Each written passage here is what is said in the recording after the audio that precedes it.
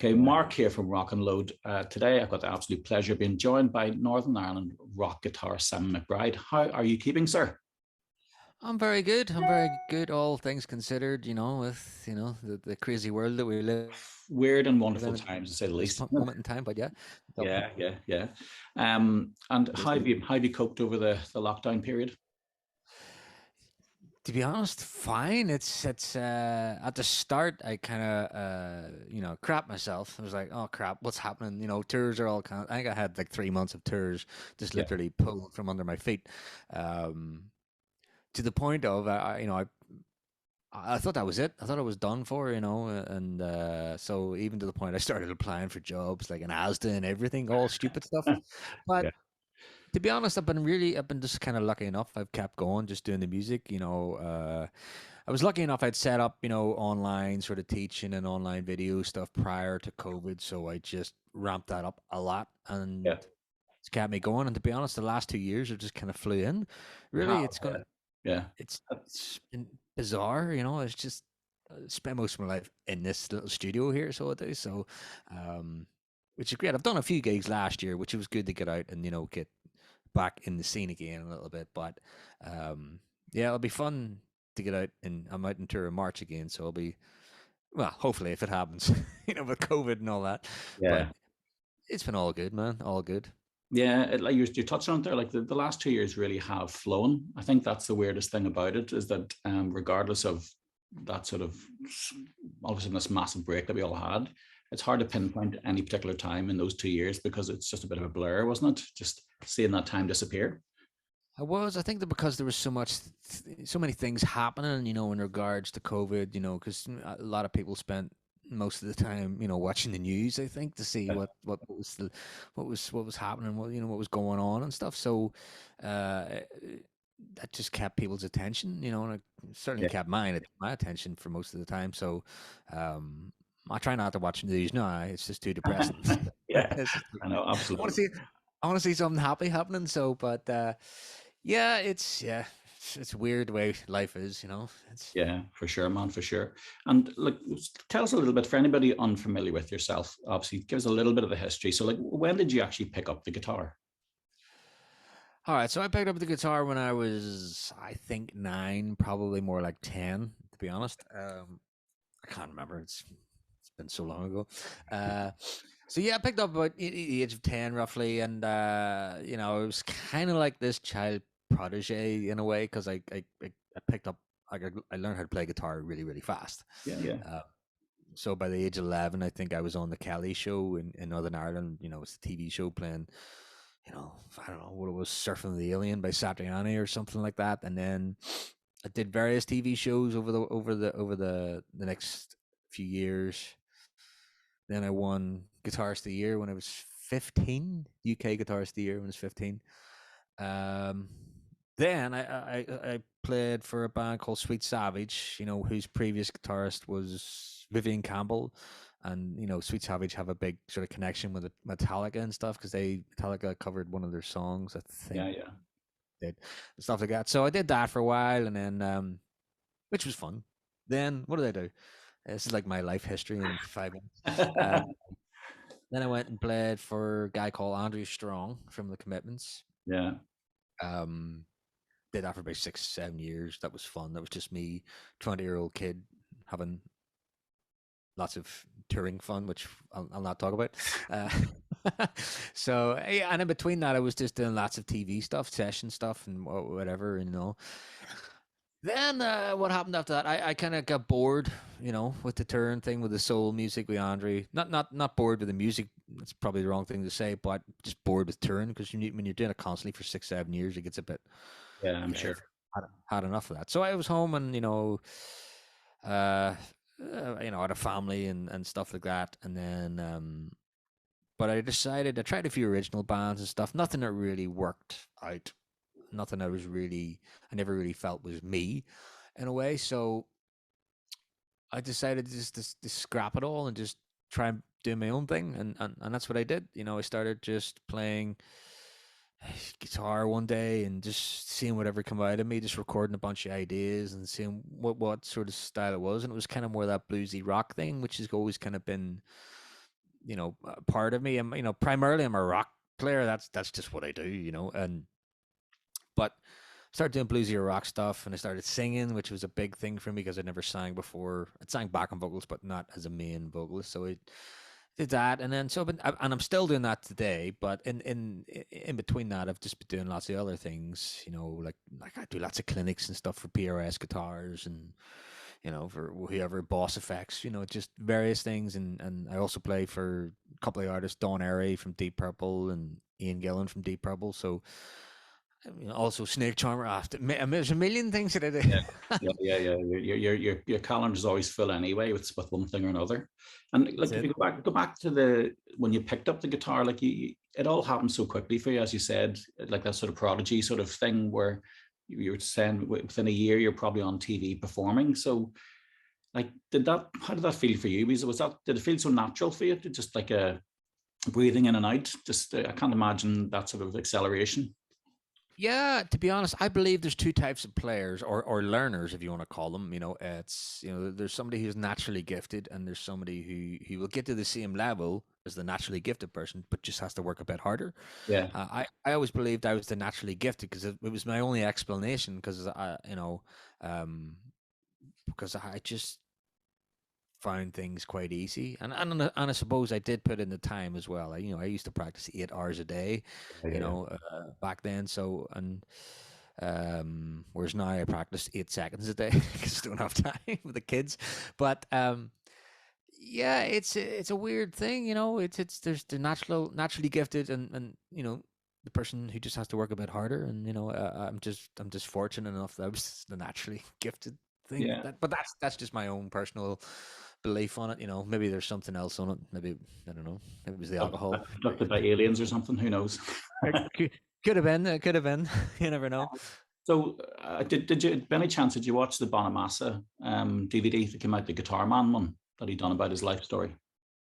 No, I haven't watched it yet. It's been on my list of stuff to watch. Yeah, I very rarely get a chance to watch anything yeah, I no, want to no watch. downtime, no downtime. Peppa Pig and stuff like that. There probably is it. No, Uh, well, no, they're past the Peppa Pig stage, so no, it's I don't know what they're watching now. It's like I don't know. I just blank out. the only reason I would touch on it is it's probably a similar story to yourself, but at such a very young age that he talked about, obviously hitting the scene so early and so young and with so much talent, and then you sort of almost caught in limbo because of obviously the age that you're at and the talent you have. What was that like for you? It must have been an immense sort of frustration. Yeah, like, to be honest, since I was a kid, since I first started, I never really stopped. You know, and a lot of it, you know, I have this thing. I always say I was born 10 years too late. If I was born 10 years earlier, I'd be doing a hell of a lot better than what I am. But that's just life, and it is what it is. But when you're a kid and you're in that, nobody wants to hire you because you're a kid. Yeah, And then when you do things, you get. My biggest thing was I got labeled with various labels over the yeah, years, as type of guitar player. Like I labeled as a heavy metal guitar player, which I'm yeah, not a heavy metal guitar player. I'm just a rock guitar player. People may ask what's the difference, but there is a difference. yeah, So people wouldn't hire me for that particular reason, and don't hire Simon because he's a heavy metal player. And I'm like, well, I'm not. I just played in a soul band for 6 7 years.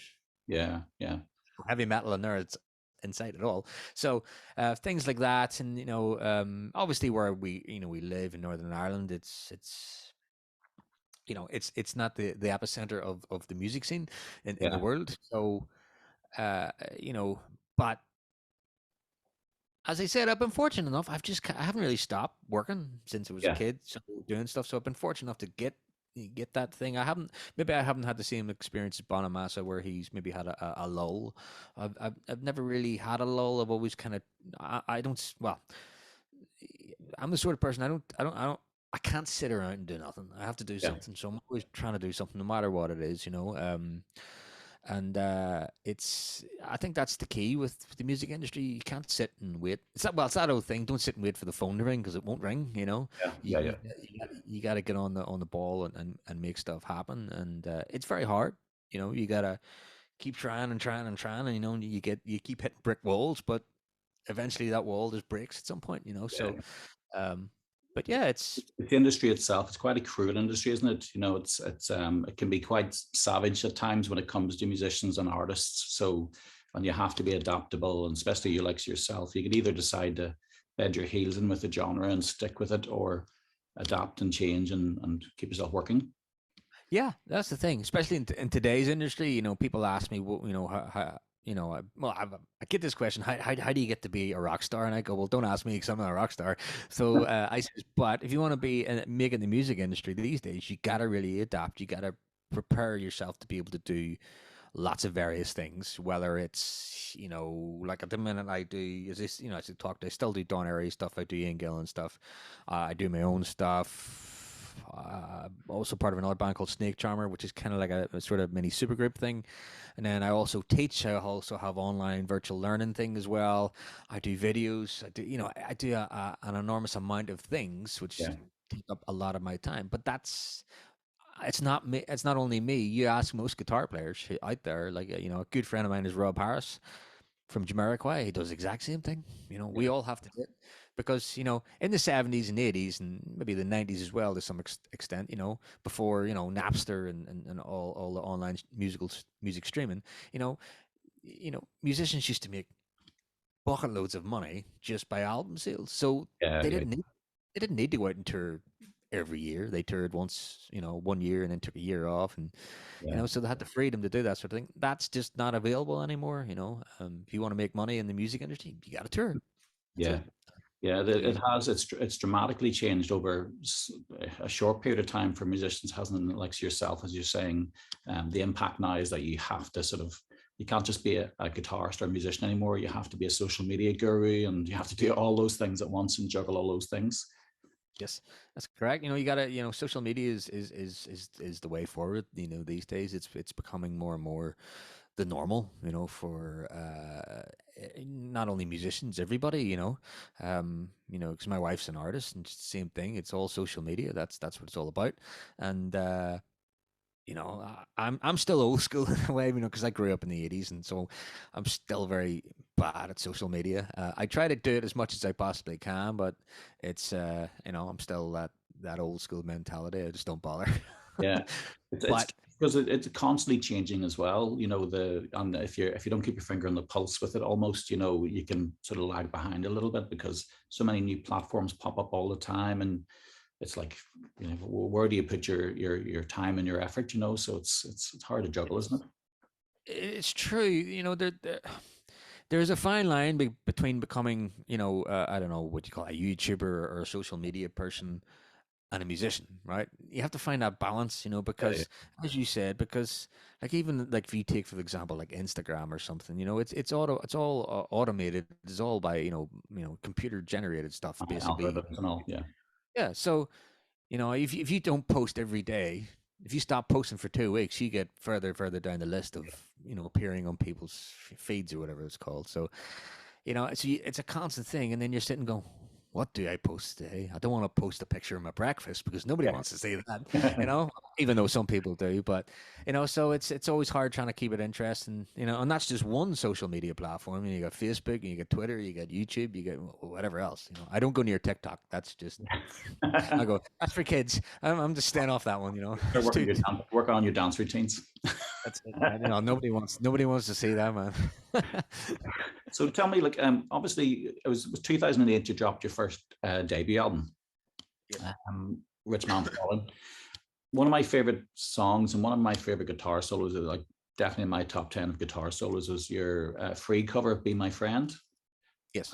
That guitar solo, and how do you go about constructing a solo for a song which is so well established and try and make that your own?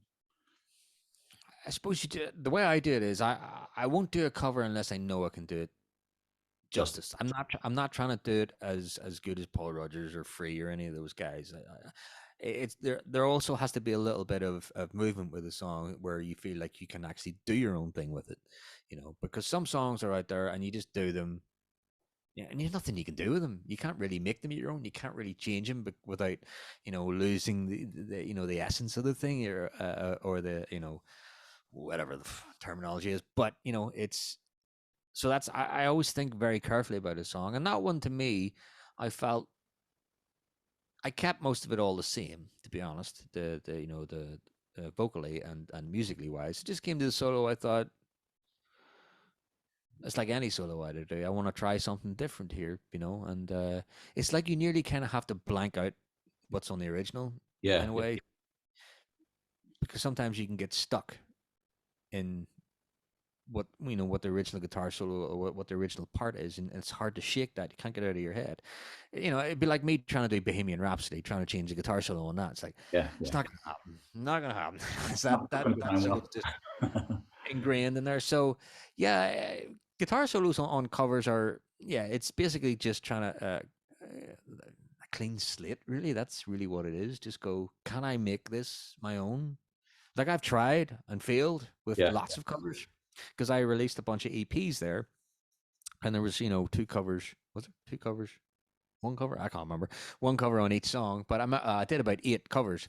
But that's was the result of about 25 I tried, you yeah, yeah, know, yeah, yeah. and so those other remaining covers, they're somewhere, but I couldn't really do my own thing with. I tried them and it failed. So that's very. I don't do covers just willy nilly. I'm just like, no, I have to really make this my own, and this song has to allow me to make it my own. It's just the way I'm just funny about covers. That's the way I am. I just go. I want to make this good, and if it sucks, it's not going anywhere near Apple Music or Yeah. Spotify or anywhere. No way, So I suppose yeah, that's it. Once it's out there on the net, you have to live with that, regardless if it's something that you love or something maybe you sort of grate a little bit.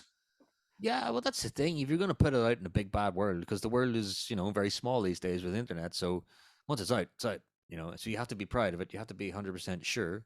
That's it. And that's what I try to do, and hopefully people like it. Hopefully. And with your albums and the song tracks that you do choose to put out there, do you find it? Are you comfortable or find it easy? Okay, cutting tracks, or do you find that a laborious sort of whittling them down? Are you confident you know what you have when you have, say, 12 songs? um Yeah, because my new album, which is out in March, like there's about, I think there's about 10 or 11 tracks going on it. Maybe 12. I can't remember. Um, but there was about 16 originally for it, and I cut 4 of them out. Yeah, It just, when you listen to an album, you go, okay, that's good. Not sure about that one. Put that, put it aside. You always know that the tracks which you feel are not the strongest. But then when you do that, you put it out to other people who are not, so close to them. Like yeah, say, like I give it to the record company. I go, you choose 12 tracks. What do you think? yeah, yeah, And it's always very interesting because you never, they choose different stuff to me all the yeah. time. Just which is good because I'm not necessarily right all the time because I'm too close to it. You see, I wrote it, I'm part of it, and but I don't sit back. I try to sit back as a general listener to the song and go, okay, would I actually like this? As just a normal person, and it's hard, but generally, anyway, Yeah. which is that one's for the bin, Yeah. or And or the recording stuff you've obviously you've went with a new record label. You're with Air Music now. yes, that's correct. Was that something that came out of COVID? Was it a change that sort of was brought about by the pandemic, or? No, there's nothing to do with the pandemic. This was all happened. My album has been ready for the last 3 years, Oh, really? so Yeah. it's I'd signed with Air Music, I don't know, 4 years ago. Um, that the Air Music came out of playing with obviously you know half a Deep Purple basically because that's Air Music look after Deep Purple as well, and so the head of the label. I met him lots of times, and we got very friendly, and he loves my stuff. So that's what happened. It only took me like 30 years to get there, but I got there. So it's they're a great label. They're very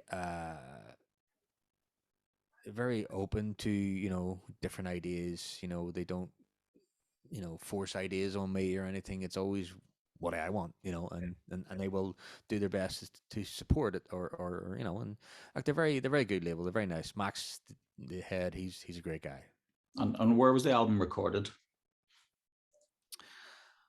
So the album was recorded in kind of two places. It was recorded in London and in here, my little own home studio. It's a whole lot of stuff you can't see right now. It's all here. But yeah, so I did a lot of the drums in London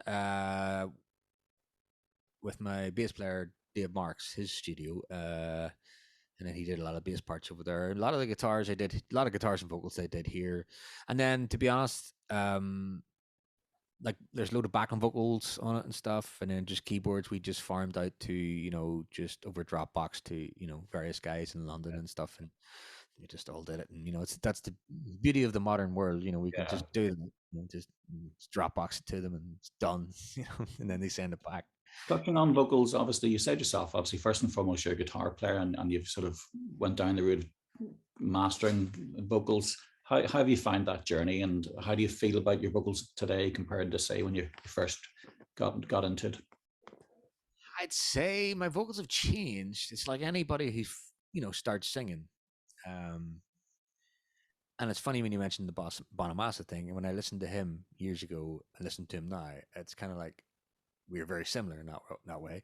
Mm-hmm. And what I mean is basically, when I first started singing, well, the biggest thing is with a vocalist is getting over the sound of your own voice. Yeah. You first start singing or even listen to yourself talking, it's like, I hate my voice. So yeah, you spend your life, or you spend all that time trying to manipulate the sound of your voice. Like I always wanted to sound like Paul Rodgers, and I was trying my hardest to do that. So it's funny when I listen back to my first record, where it was Rich Man Fallen, and I listened to that. There was so much more. I was pushing more stuff out, trying to be that Paul Rodgers thing, and I don't have Paul Rodgers' voice. I just don't. I am what I am, and so. But it took me years just to go. What, stuff it. My voice is my voice. Let's just focus on singing, and that's it. And it's the same with as I say with Bonamassa. When I listen to him sing now, he's got a very unique voice. When I listened to him back then, you could tell he was doing the same thing. He was pushing it. Everything was very had that raspiness to it and very aggressive, and it sounded great. Don't get me wrong, but there's this sort of sweetness now to his voice, and it's the same with me. I just when you tour for 9 weeks straight, and you realize I can't squeeze every little bit of juice from whatever it is from my throat every night. That makes you wise up and go, okay, maybe you should sing a little bit different. Don't sing as loud and sing a little bit quieter, just to preserve stuff in that. So did you get vocal training at all?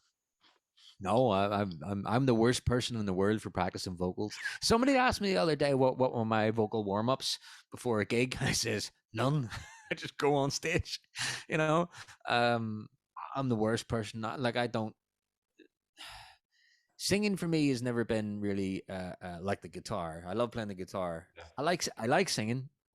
It wouldn't be my favorite thing in the world to do, but so I don't really practice it that much. I should, and I don't really sing as much as I should do in between tours and stuff. It's always hilarious when I go to the first rehearsal and my voice is squeaking all over the place because I haven't sang for 6 months and should have sang for 6 months. But it's everything's to do with time and how much time you have really to practice stuff. But yeah, singing has been a great thing for me, not just for the voice thing, but just even for the guitar point of view. Even for construction of guitar solos or melodies and stuff like that. You become a better creator simply by singing, because when you sing stuff, everything's very simple. It's I can't sing a million notes per second. A guitar, I can't do that either, but you know what I mean. I can play that fast stuff, but so when it comes to creating melodies, I sing everything in my head now and then try to play it in the guitar, and that's what comes out, with everything that I do. So I think singing, whether you sing out in public or not, I think it's a beneficial thing for every musician to do, is to sing. Yeah, yeah, yeah. It really does help Trying in to all control that aspects. voice, it's almost like a pressure cooker, isn't it? Just Oh yeah, far too easy for it to shoot off somewhere.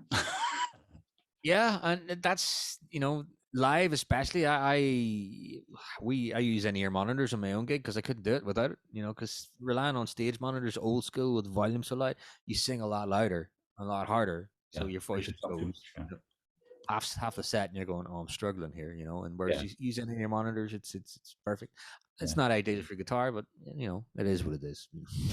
Speaking of live, I caught you recently there at the Diamond, when you played the recent set there back in December.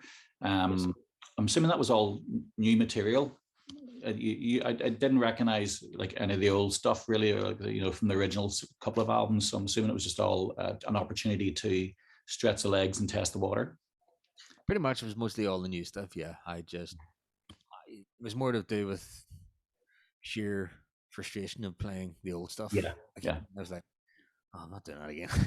Some of the stuff I do, from the old days, but we had like my last album was 2012, so yeah.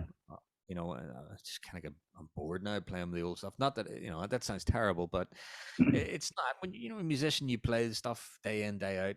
It's like, and plus it gives me I get more fired up if I'm playing new stuff because it's like, oh, Yeah. I'm more excited to do the gig. Whereas if I'm playing stuff I played for 10 years, I'm like, not that I won't put, not that I won't put the energy or anything into it. It's just, it's plus it's always good to try out new stuff to see how people react to it, and Yeah, yeah, and yeah.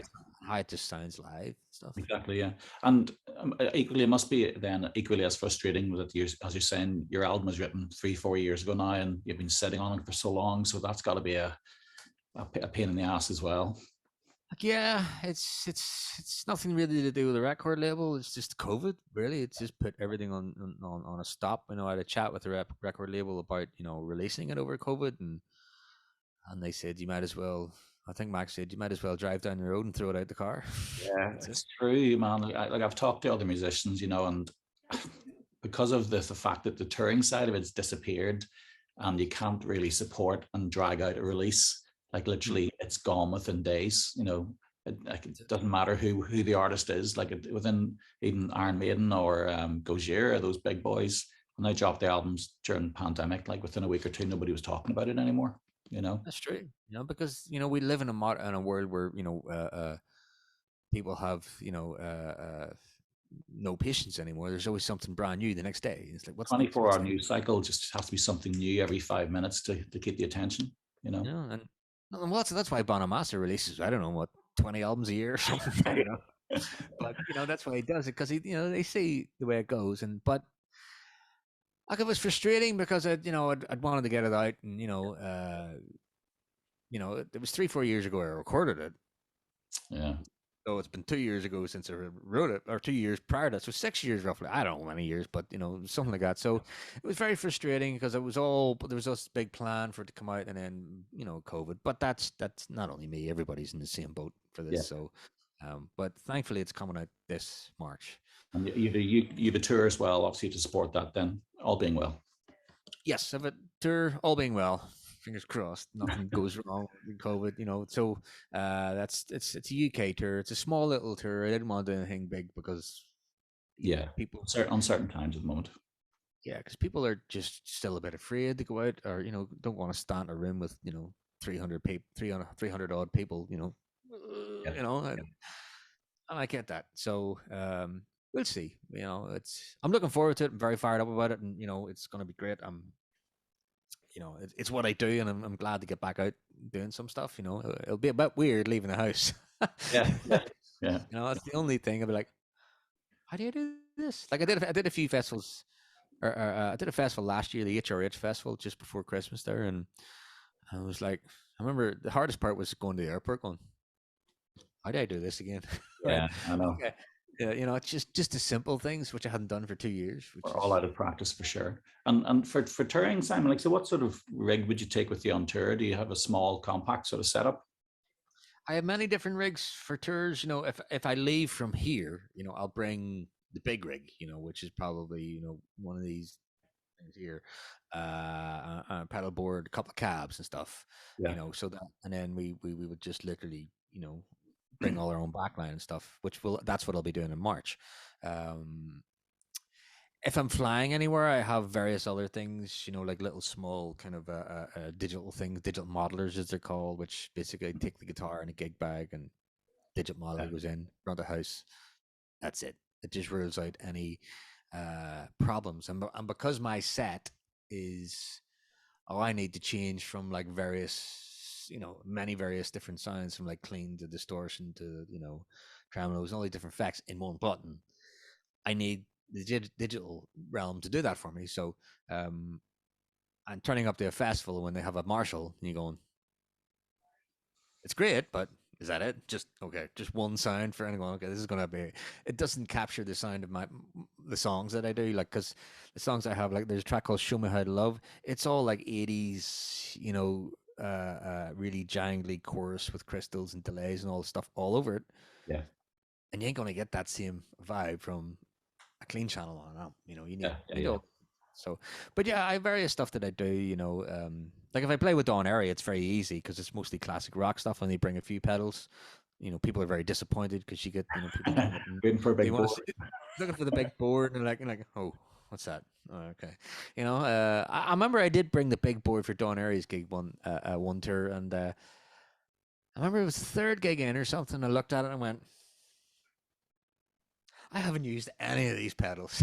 Yeah. None of them. Yeah. Yeah. Right, that's it. Next time, just three pedals. That was it. So, That's it. so You know what you need sometimes for a particular type of gig or session or whatever, So, but you have embraced the digital age, though. You haven't been afraid of it. You've sort of threw your feet in there and used it whenever you've needed to. oh yeah, like, I've been had my feet in the digital age since I don't know, about 7 years ago. When because I had a camper and stuff, which was the kind of first of the whole digital thing, and then I moved to Boss stuff, which is amazing. So we just got to embrace technology. I'm still old school in the way. If I can use a valve amp, I'll use a valve amp. That's Yeah. just me. Yeah. Grew up with that stuff. It's what I know. It's what I played with valve amps all my life. But you got to play for what you need. If you're going to do a festival and you need all these sounds, like, well, I'll just bring the digital thing. Yeah. And to be honest, these days the line between valve and digital is getting very blurry. Yeah. It's like it's hard to tell the difference sometimes, because sometimes when you do like captures of your valve amp in the digital box that you have, no matter what it is, you're A B and it going, I don't know which is which now. Yeah. That's me. Yeah. So it's technology is moving on. I'm always I embrace technology. I've got laptops, iPhones, iPads. So it's like, why not the same for guitar? It's just the way it's going to be, and it really, it's a lifesaver sometimes in regards to gigs. Yeah. And like for as long as I've known you, I've always seen you with the PRS in your hand. So look, how did that PRS connection come across? Years ago, PRS, I met Paul. Oh, what I was 13, 14. I can't remember.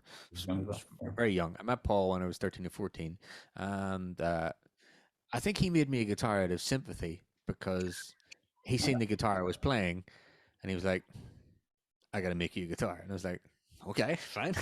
So yeah, so he made me my first guitar, and which is what 26 years now, 27. I don't know whatever it is, but yeah, and I've just been with him ever since. Paul's a great guy. It's like, and it's like family to me now with PRS, um, and plus they're probably one of the best guitars in the world. There's lots of great guitar manufacturers, but they just it's what I'm used to. It's home, and but I've been working with them ever since. Just doing clinics and stuff off and on, and various videos or whatnot now, and but yeah, it's they're a great guitar company. They're very easy to work with, and and they're very generous to me, and which is great. I've never had to I never had to buy a PRS in my life, Yeah, which is, I can't ask for any more than that. Like, to be yeah, honest, yeah, it's great, and they made me my signature one, which is not available, to buy, but it's signature to me. Nobody else has one, yeah. so they made me that and stuff, and various other ones. So, which is it's great, Yeah, because I was wondering, because when I do remember you from back in the day, you were always playing custom 24s, but now it's always the single cut. So that must be your signature one there. Yeah. And That's what sort of spec on it is different from your sort of standard single cut, or what did you ask for? it's nothing really too much, not really different. It's a 22 fret on this one. Um, it was more about the versatility of sounds that I wanted, because they have a model. Well, they used to have a model called the 408, which I thought was genius. The design of it, it was basically two humbucker pickups, and then you had your standard three-way or five-way. I can't remember what it is, but three-way, and then you had two little toggle switches which split each Yeah, pickup individually. yeah, And I was just so I could get like full on rock sounds with a bridge pickup, and then I could put it in the neck pickup, split it, and have that kind of more stratty Hendrixy thing, and then you get all the in between stuff as well, which is really cool. So it's very versatile, and that's why I bring only one guitar generally when I'm gigging. yeah, I don't really bring any other guitars because this is what I wanted. I wanted a guitar that was very versatile and what I needed. Like it's never going to sound like a Strat. It's going to sound close. But if you want a Strat, go buy a Strat, yeah, or as Paul would say, a Silver Sky. But yeah. you're not allowed to call it a Strat. Um, but yeah, apart from that, the specs on it are nothing really too different. I think it's a standard kind of a pattern neck. I think, which is kind of just a medium sized neck. Yeah. The thing is with me, because I played for PRS for so long and I've played so many different variants of guitars, I don't really care what it is. I'm not one of these guys that gets so attached to a certain Yeah, neck profile yeah. or a certain body shape or whatever. I'm just like, just give me the thing, I'll play it. That's it. Especially with you doing clinics, you're always picking up different models and stuff like that there. So you can just pick one off the Yeah, wall. and they all feel different. They all feel different. It's like, and I think my guitar is probably just it would be generic for everybody, I would say, because it's generic for me because I play so many things. I remember playing the Brent Mason PRS, years ago. That's the only one I didn't get on with. No, don't get me wrong, it's an amazing guitar. It sounds incredible. But Brent loves a really, really massive neck to Oh the yeah, point yeah, of like I like a big neck too, but it's just I just couldn't get on with it, yeah. and so that's about the only one I didn't really get on with, but that's the thing. I still played it and I just got on with it, and that was it, So And I've I seen you know playing a Silver Sky as well. What do you think of the neck, between the neck profile and even the neck carve? And that it's different as well from a lot of PRSs. it's very different. Again, I have this thing about signature guitars. Where you build a signature guitar, it's very specific to that player and what Yeah, they like, what they've used for years. Again, it's that sort of player will only play a certain thing, a certain neck or a certain body or a certain pickup, because that's what they've been used to. yeah, Um, as signature guitars, I don't never actually understood the point because it may look great and it looks spectacular, but you give it to somebody to play, they go, I don't like this, don't like the feel of the neck or something. It yeah, is a very because it's specific to John Mayer. John Mayer loves that neck. That's him. He's grew up with it. But as I said, it's like me buying a Brand Mason one. Looks great, sounds great, don't like the feel of it. yeah. So it's whereas my guitar is just very kind of I'm gonna say universal, very boring, but in a pretty way. Probably a workman from a musician's point of view, a great workhorse for you to do Yeah, what you needed to do. I use it on everything, whether it's rock, hard rock, fusion, blues, country stuff, whatever, funk. It works for everything. That's the beauty about my guitar, and that's why I wanted it built that way. People always ask me why is there an F hole in it. Is it to do with the sound? I went, no, it's just purely cosmetic. It's like a look. Yeah, because I have another one, a double cutaway, which is exactly the same. Only it's red. It doesn't have an F hole in it though. But I'd always wanted the single cut, but I've never ever seen one with like an F hole in one position. So Yeah, yeah. it looks cool and stuff. So And it's me. you're generally playing through Victory amps at the moment, aren't you? Victory amps, and I started using these guys, Mezzabarba, Oh, yeah. the Italian amps as well. So, which are amazing. They're just monsters, just beasts. Yeah, they're slightly a different beast to the Victory. Well, some so what were you using Victory wise? Was it a Duchess or a I Copperhead? was a few different types. I have the Super Kraken. I was using the V30, which is the Countess, or now it's called the Super Jack. They Yeah, changed I the think name they of it. changed the name, didn't And they? Yeah. yeah, so the combination of those two, which is probably the most I use. I use the Super Kraken. It's a bit too metal for me, Yeah. but it has that MIDI capability on it, which allowed me to change from different sounds, clean sounds and stuff, which is why I used it a lot of the time. The Countess is great too. It's a bit more not as tight, if you want to call it, in the low end. It's kind of a bit more rounder and gives you that bit smoother sound. Um, but I use both, in here in the studio and whatnot and live and just whatever, So I have too much gear, to be honest. Yeah, yeah. But that's boys and their toys, unfortunately. That's it. Um, yeah, well, look, I'm not going to keep you too much longer, Simon. I really appreciate your time today. It's been great talking to you. When is your album dropping? March. You haven't got a date specifically yet, have you? I do. I do. Hold on. I have to look it up here. Hold on.